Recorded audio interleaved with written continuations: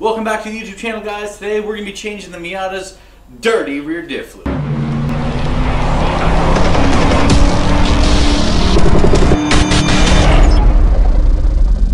So, this is a pretty basic job.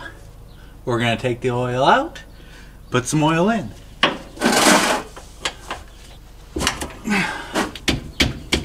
Get your tub ready to accept the stanky shit.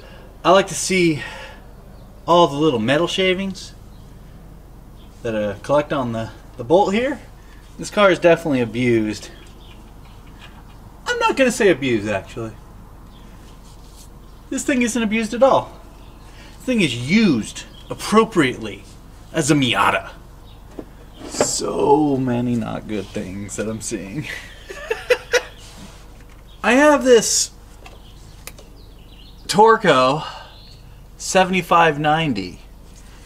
I've had it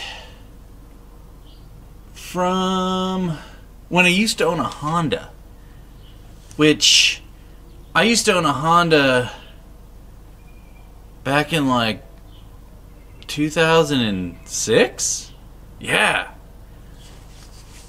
Oil doesn't go bad, right? So this is obviously a little handy tool. It's a little pump. And it has this little nice thing that you kind of jam in the hole a little bit. Kind of hold it so it doesn't come shooting back out at you. And then you just pump it. You might ask yourself, why is he pumping fluid with the drain plug off? Well, partially it's because I'm seeing quite a few metal chunks and stuff come out.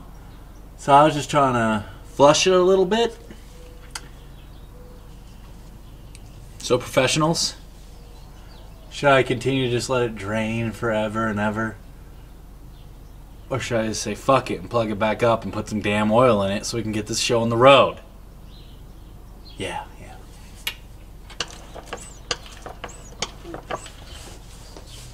Tighten it up, and we're ready for the track.